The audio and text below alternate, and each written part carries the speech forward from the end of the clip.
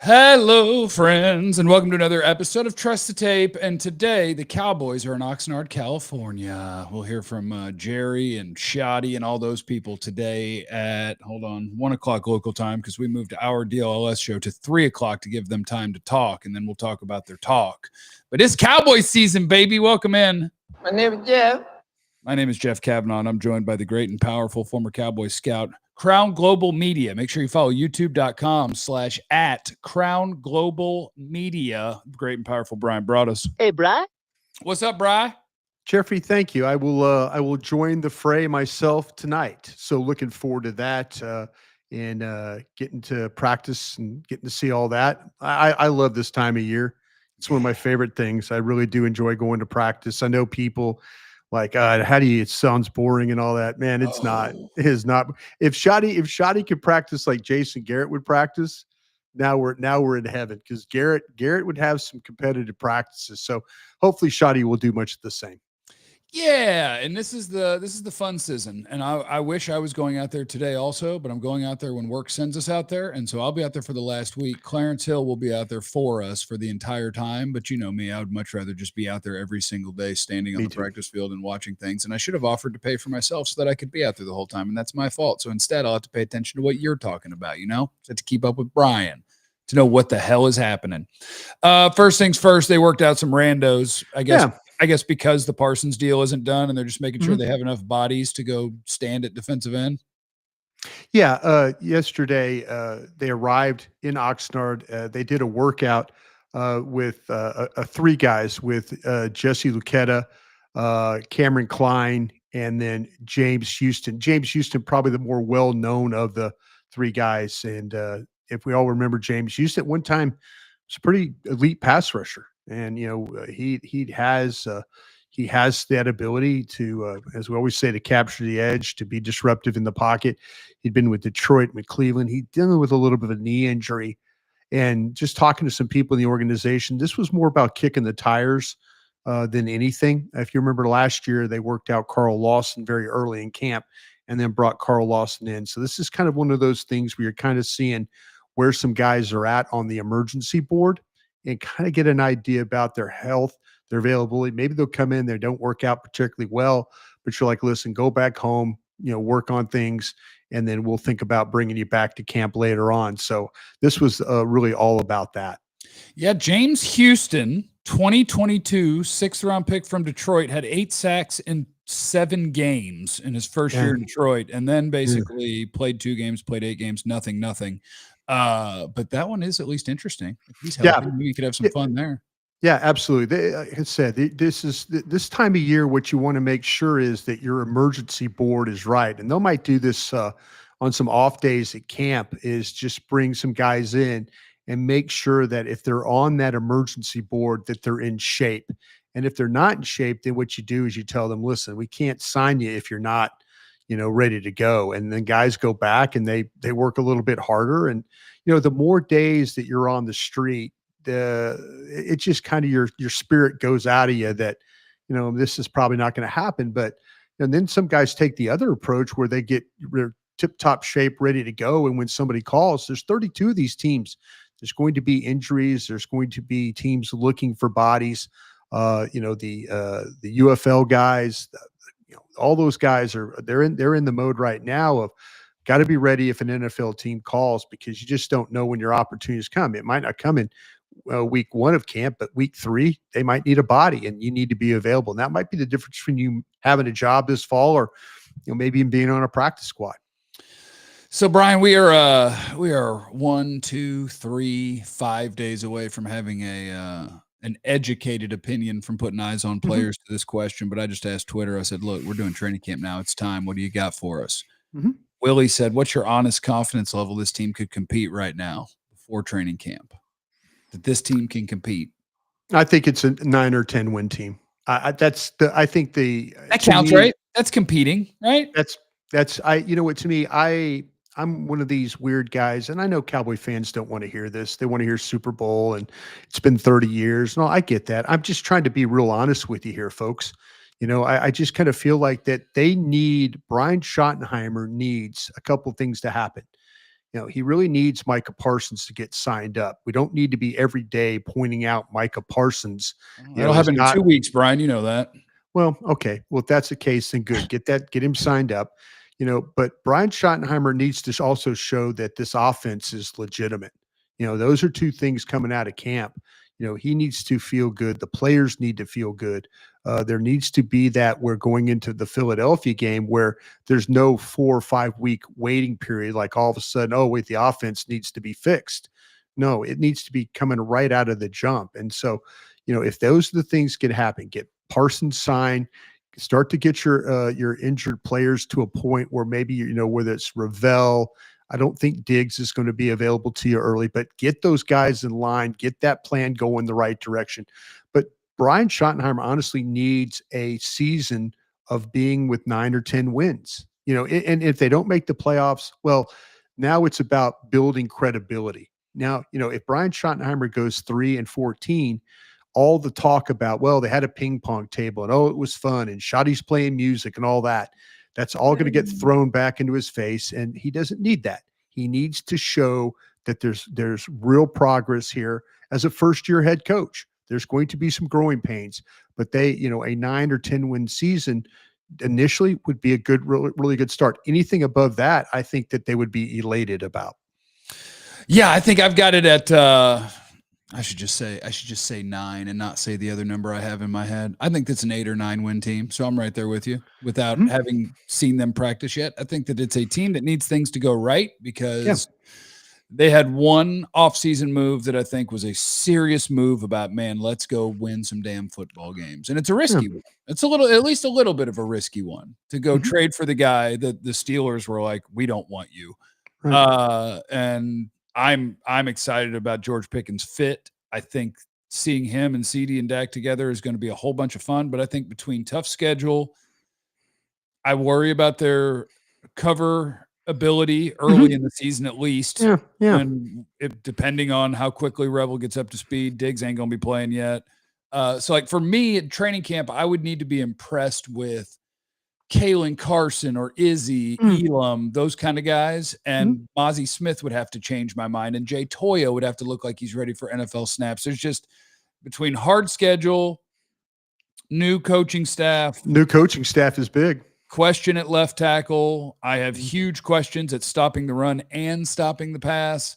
There's things I would have to be out there and see guys that I'm not thinking are going to make me go, oh my goodness. I would have to see a decent amount of that.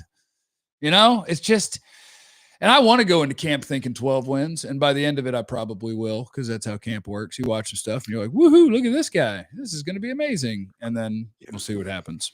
Yeah, I think 8 or 9. Yeah, the schedule's difficult. The schedule's difficult for everybody in the NFC East, by the way. Sure. It's no joke playing the NFC North and no joke playing the AFC West. I mean, those are legitimate teams. And then you got your own division games you have to deal with. Philadelphia twice a year, the Commanders. I mean, we'll see what happens with the Commanders. You had their number last year for sure, but you didn't have Philly's number. The Giants. Their number unless they put Mariota in the game. We don't have an answer for Mariota. We got Jaden Daniels though. He ain't nothing.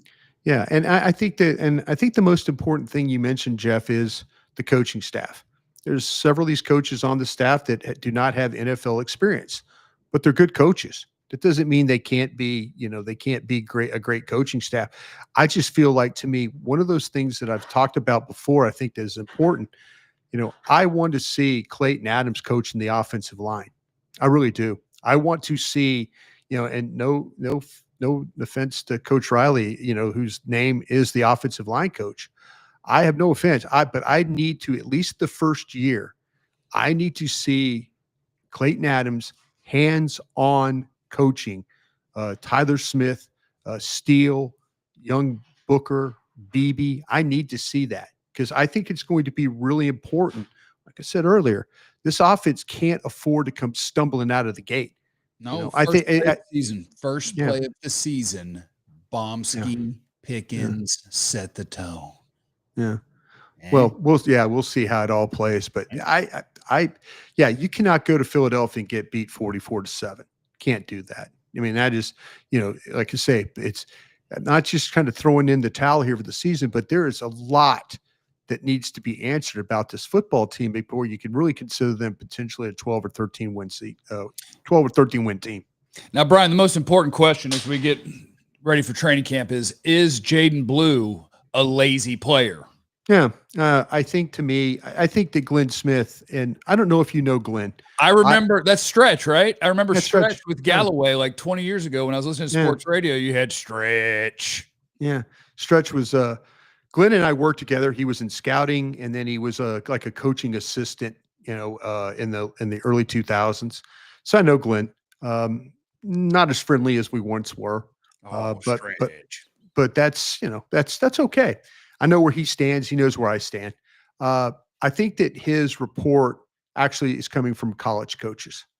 I don't think the Dallas Cowboys are saying that Blue is a lazy player. I think there's at the University of Texas, there were questions about what the type of person he was, the questions about how he treated people. There were questions about whether he was respectful. There were a lot of questions about him at Texas. And I think, Glenn has some connections there. I think a college coach told him this, and it got kind of tagged into the Dallas Cowboy way of things. I've talked to people at the Cowboys, and a couple of them are like, listen, people that have worked with him, like, I barely know the kid, but, we understood there were some things at Texas that weren't exactly great. And, the maturity factor was one. I mean, I'll read you directly what a scout in the league told me. And this was a good friend of mine. And I was like, okay, well, I appreciate that very, very much. But, this is directly what a friend of mine in the league at Scout, the University of Texas, told me.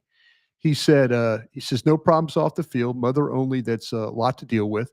No father figure. It just seems to have been a work in progress, maturity over his time. Kind of a 2 steps forward, 1 step back guy. Work habits have been inconsistent.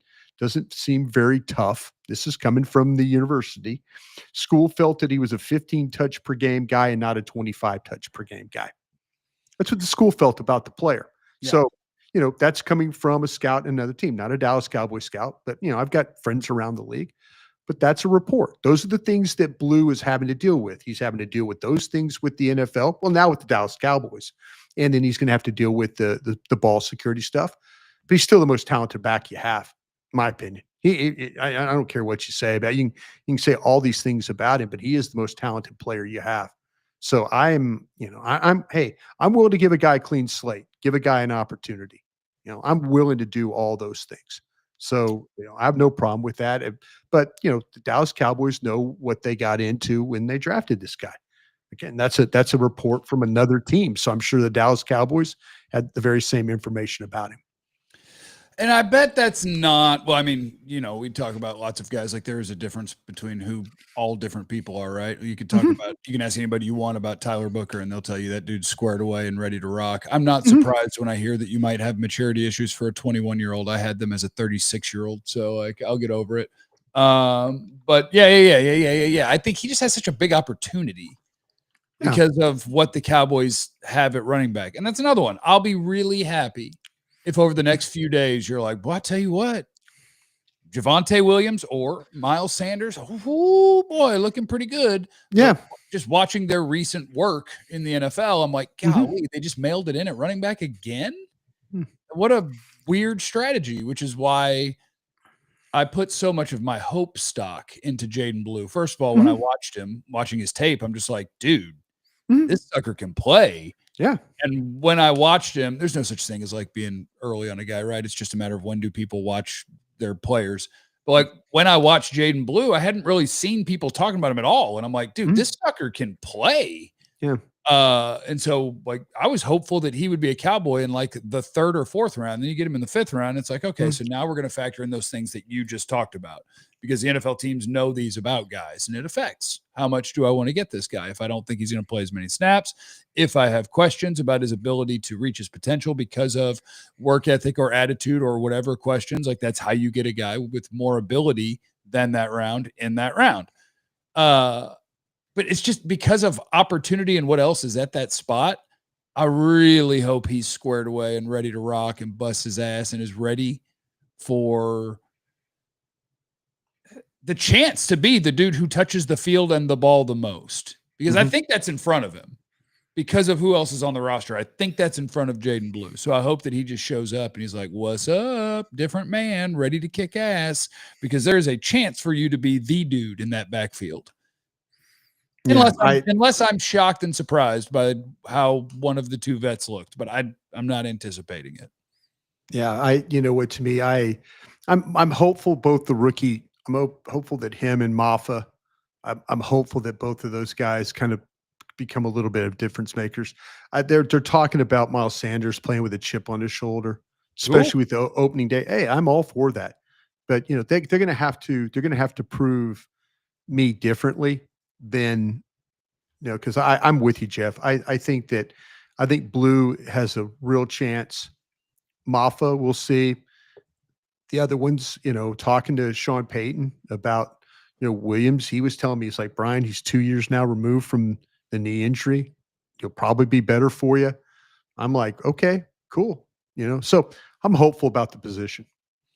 Chewy wants to know, do the Cowboys have a tight end who can complement their two elite wide receivers? How do you feel about Jake Ferguson heading into this training camp? Or you may want to throw some Schoon at me or some Brevin. Well, the thing is that I think it's a battle really for number 2 right now, and there's a lot of love for Brevin Spanford in that group, and to me that's cool. I mean, if in fact if we get to camp and he's far more comfortable catching the football and more natural catching the football and not fighting the football, then it's been a successful offseason for him.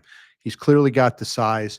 He's not the most nimble moving guy, but for a big guy, he does well enough.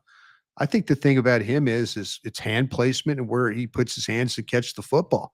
You know, let's see you look comfortable doing that, because Dak Prescott will get you the ball if you're a tight end. You know, Schoonmaker's kind of in the crossroads right now. He's kind of like him and Mazi are in the crossroads. They're at that point where there was times we both saw them having decent snaps, and then there's times where they weren't very good. I think they both need to find a way not to go down that wrong path where all of a sudden it's okay. Well, then here's a couple of guys that you're just going to flat release because they're not good enough. With Schoon Dog, one of the things I always struggle with is watching a guy when the season is the Cowboys season was over when Dak got hurt. I'm just going to tell you. No, absolutely. People didn't believe it, and there are some psychos who are like, yeah, whatever, he's terrible. But like the season was over when Dak got hurt. But and then when Ferg, it was post concussion, right? When Schoon started putting up some numbers, and I'm watching him like, I mean, he looks not bad. Am I getting hope out of this, or is this the NBA thing where it's like, look, somebody on your team scoring 20 points? Sure, somebody on the field is going to catch the ball. But it would be fun to have legit weaponry at tight end. And I still think the one guy that you can hope for that from is Ferg. But even him, like, you're not going to get elite. You're just hoping for good, dependable. How about healthy? How about healthy? Healthy would be great. How about healthy, not banged up knee and concussion symptoms? How about a full season of being a guy that when you throw him the ball, run after catch, that ability to jump over people, spin out of tackles, all those things. I'd love to see a season where he's not dealing with injuries. If that's the case, I think you'll have a better player. Antone says, I remember when Jeff and BB bunked together. Come a long way. Congrats on all the success. So success is coming, you know? Bryan's had a lot of success. I'm working on it. No, man, that was fun. That was fun. We go back. We've shared space at the combine. You, me, KT. We've shared space. I do remember something about training camp. You're one of the messiest human beings I've ever lived with in my life. You're not gonna say that because that's embarrassing. Okay, if you want to call me, but I will say that. I'll own that. If you want to say I'm lazy, you're I'll own messy. that. But don't say I'm messy. dirty. You're people messy. People are going to remember you. Said I will say this though. I do love you for a lot of reasons. I do love the fact that somehow you always manage to have ham and bread around the room when I needed a sandwich. Right, man. You can need a sandwich at any time. You never know when you're going to get hungry. Yeah, but it was always. Bryan, check this out. Hold on. I'm going to show you a messy person. That's the top of my Look at my fake background. There's some Oh, shoes. look at this. Hey, there we go. No, check it out. I have too many shoes, and so then there's just a bunch of crap on the ground over there. There we go. Yeah. There's a bunch of crap over there. Yeah. A bunch of crap over here. I think that's the thing that I love about you. I remember like the bread would be right next to like 2 spit cups. Hey, come on, man. And I'm thinking like, Tell all people right, about this. here I am. I'm making a sandwich, but these spit cups are right next to my bread. I'm working on it. I'm trying to quit. Look, You're also talking to a psycho. I got real dip. I got fake dip. I'm trying. You're talking to a psycho that makes his bed at the hotel. I'm one of those guys. I am way happier in a clean space. I'm just task avoidant. It's hard for me to get around to doing crap. I've known I need to pay the IRS and send this stupid thing in for 3 weeks. Yeah. It seems like so much to actually stop at a post office. Who wants to do that? Well, I'm sure Jeremy didn't know the bricks were fake. Yeah. Did not know the bricks were fake. Yeah, buddy. Yeah. I'm sure, like I said, if the people at the Rudder Room far more love you than they love me, because I just hang out and you're totally involved with everybody at the Rudder Room. You're like the mayor of the Rudder Room. I love that. Owner guy is the sweetest man ever. His voice cracks me up. He loves to talk about the Pac-12 football. He has a lot to say. What about USC? That's what the about voice. Cal? What Yes. Well, you got to Yes. I'll tell you what, back in the day, Joe Cap was and I'm just, yes, sir. Yes, sir. Yes. I love it, man. Love it. I can't wait to get to the Rudder Room. And if you're out there and listening, if you've listened Please to do. us on radio, been talking about the Rudder Room, which is a bar in Oxnard, California, where the Cowboys do training camp, might technically be in Port Hueneme. I don't know. Yeah. I'm sure it is technically in Port Hueneme, a little southwest of Oxnard. And I have met a number of listeners who, without communicating with me in any way, just go to the Rudder Room in the evening and like to see if I'm lying, I guess. And I'll walk in and people be like, Jeff, like, nice to meet you. And yes, I will be there every night that I'm there. Yeah, I tell you what, it is. I'm sorry our paths won't cross there, Jeff, but you're absolutely right. Like all the media go and, the guys and the gals, and we usually hang out on that beach in that back area. It's beautiful. Bring a hoodie. It's kind of cold at night, a little chilly, and make sure you're kind of bundled up for that. But you could ask a million questions of Clarence Hill. You can ask a million questions of me. You can ask a million questions of Bobby Belt. Anybody out there? Everybody's out there. Clarence Hill will have a little bit of brown liquor in his glass. Smoking a cigar. Calvin Watkins. Everybody's out there. Yeah. So just if you're out there and you just show up at the Rudder Room, generally somebody from the media will be there to talk to you. I'll usually be there by 7, out of there by 10:50. And the hoodie thing is important because it's very important. When the sun's up, it's not cold. But once you get sun down and you're on the beach and the wind's coming in off the water, just put it in your car. Just put it in your car.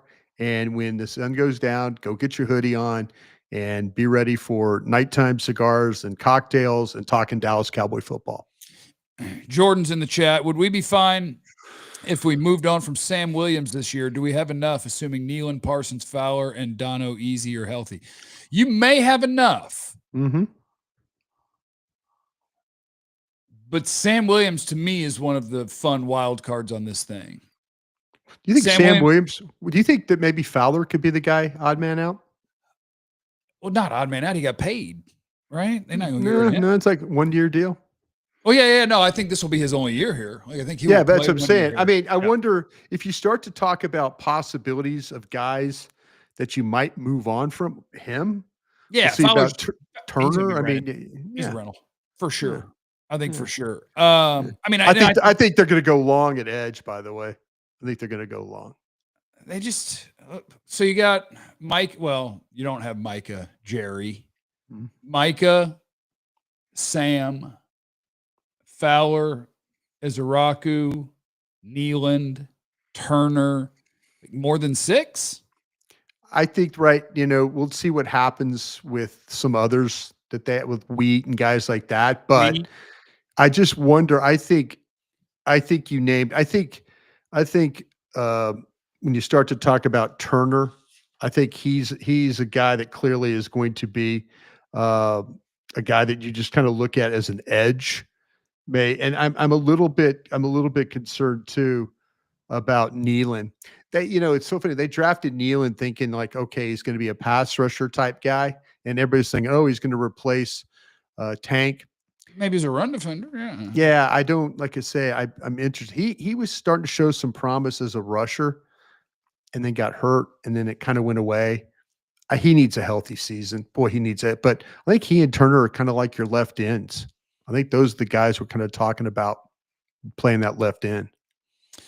And yeah, I don't think the guys they got, if you're in a pass rush situation, I think the Cowboys are in good shape. You talk Micah, Osa, Fowler on the field, and then if you want to throw out more dudes and you want to throw out Ezraku, I think can rush the passer as a rookie, no problem. Like, you got dudes to rush the passer. Do you have dudes when they say set hut and smash you in the face that can handle that duty?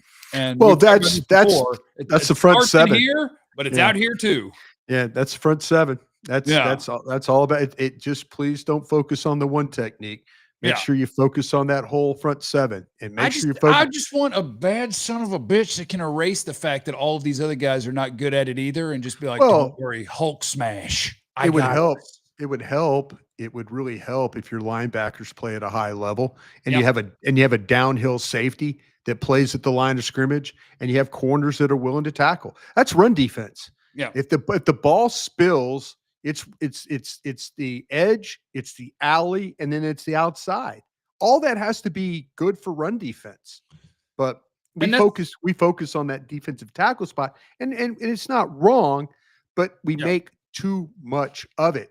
Run defense is about 11 guys, but really the front 7 guys and maybe a safety playing in the alley. Yeah, and I think there's an element of at least on last year's roster, I think there's an element to a lot of the guys outside of the it starts with you in the middle up front. But I think this applies to Overshone, Leafau, Wilson. A lot of your guys, if we don't get it done immediately here in the front, and it's up to you, we'll make some plays, and you'll go, that was awesome.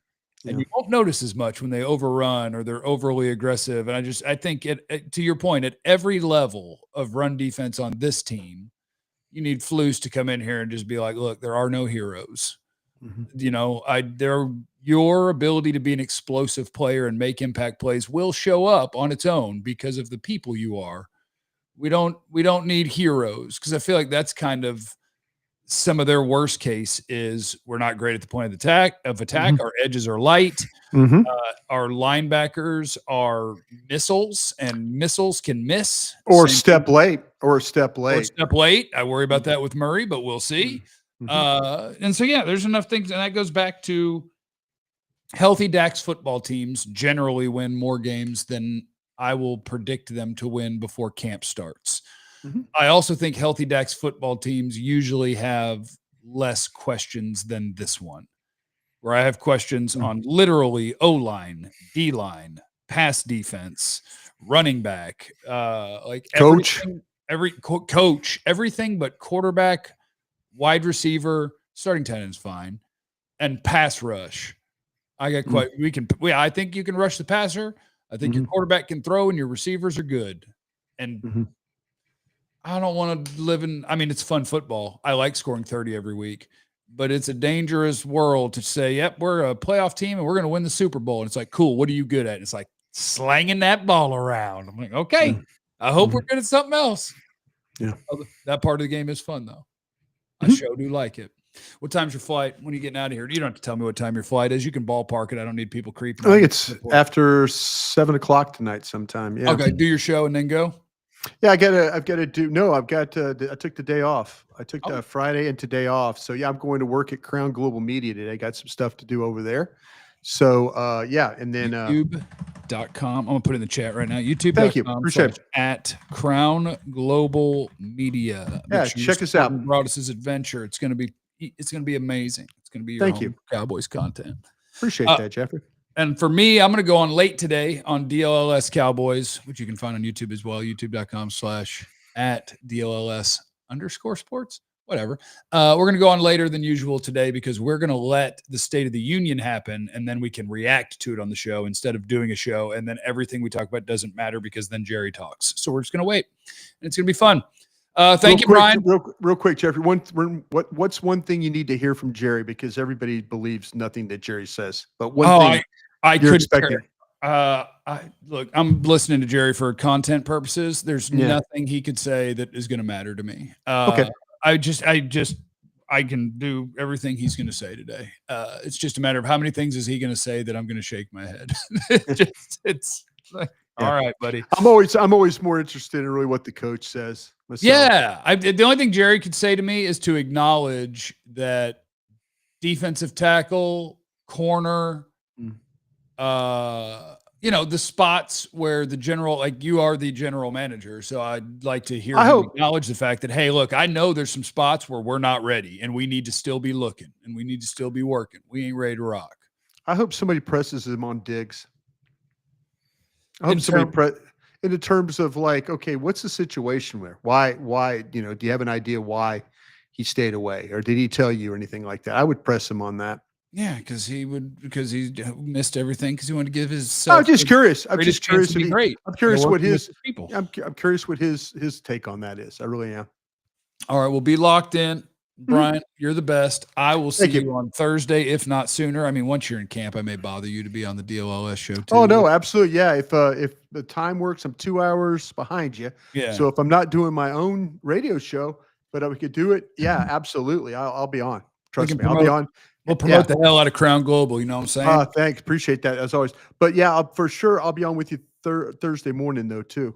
Rock and roll from a hotel. All right, everybody. Okay. Happy football season. Enjoy the Cowboys State of the Union address, and let's do training camp. Remember, you have no idea what anybody's going through, so be cool to everybody. We love you. Be easy.